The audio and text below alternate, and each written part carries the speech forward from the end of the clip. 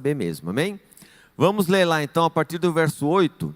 Então a palavra do Senhor veio a Elias: vá imediatamente, fale comigo, imediatamente, à cidade de Serepta em Sidom, e fique por lá. Ordenei a uma viúva daquele lugar que lhe forneça comida.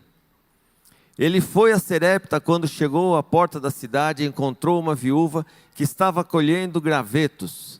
Ele a chamou e perguntou: pode me trazer um pouco de água e uma jarra para eu beber? Enquanto ela ia buscar água, ele gritou: por favor, traga-me também um pedaço de pão. Ela, porém, respondeu: tão certo como vive o Senhor, o teu Deus, não tenho nenhum pedaço de pão, só um punhado de farinha em um cântaro e um pouco de azeite em uma botija. Estou colhendo 2 gravetos para levar para casa e preparar uma refeição. Depois de a comermos, o meu filho e eu morreremos. Elias, porém, lhe disse: não tenha medo, vá para casa e faça o que eu disse. Primeiro, porém, faça um pequeno pão com o que você tem e traga-o para mim. Depois faça algo para você e o seu filho. Pois assim diz o Senhor, o Deus de Israel: a farinha no cântaro não se acabará, e o azeite na botija não se secará, até o dia em que o Senhor fizer chover sobre a terra. Amém? Queridos, nesse texto, eu quero destacar com vocês 4 coisas que a gente pode aprender e pode levar para o nosso coração. No começo a gente vê 2 pessoas, uma com sede e a outra com fome. Então nós temos ali Elias, que já estava com sede, porque o lugar para onde Deus mandou ele ir, o riacho havia secado. E do outro lado nós vemos uma viúva, com fome, com pouquinha coisa na mão, que ela ia cozinhar para ela e para o seu filho, e depois eles morreriam de fome.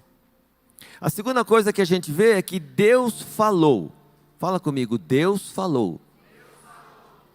Amém? Deus está falando com você nesse momento. Deus falou com Elias e Deus falou com a viúva.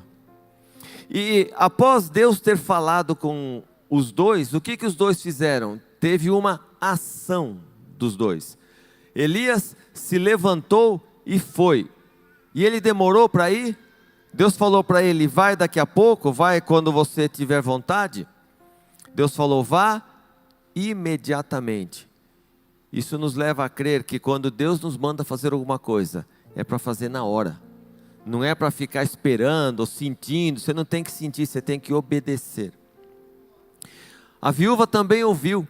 Só que a gente vê que ouvir é uma coisa, fazer e obedecer é outra coisa.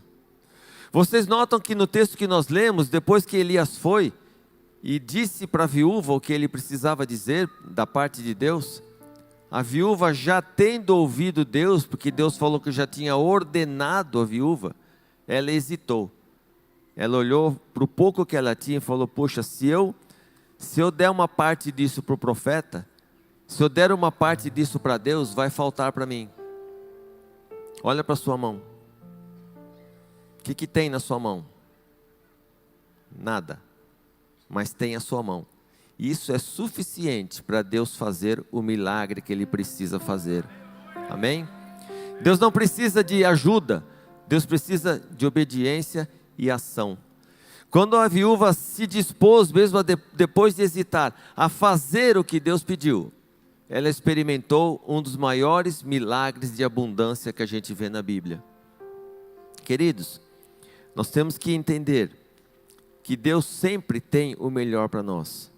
E quando Deus nos dá uma ordem, nos dá uma direção, Ele já mandou a bênção ir para lá antes. Tanto que quando Ele fala para Elias fugir para o riacho, Ele diz o que? Elias, eu já dei ordem aos corvos para que te mandem alimento. Então a bênção ia para lá. Se Elias fosse para cá, ele ia ver a bênção? Sim ou não? Não, por quê? Porque Deus mandou a bênção para lá. Então quando Deus te fala, faça alguma coisa, faça. Porque a bênção já foi. Já está lá te esperando. A Bíblia fala que a bênção nos alcançaria. Então vai, que a bênção está indo. A bênção foi primeiro, Deus já mandou para você. Então não importa se você tem pouco ou se você tem muito, aquilo que Deus te pede tem um propósito. Deus não precisa do nosso dinheiro. Deus não precisa de nada da gente. Quando Ele pede alguma coisa, não é para que a vida dele mude, mas para que a sua vida mude, para que a minha vida mude. Então quando você entrega a Deus, não é Deus que vai mudar, mas é você que vai mudar. Você que vai ser alcançado pela bênção de Deus. Lembre sempre que entre o riacho seco e a botija cheia, tem um espaço de tempo onde Deus espera a nossa obediência.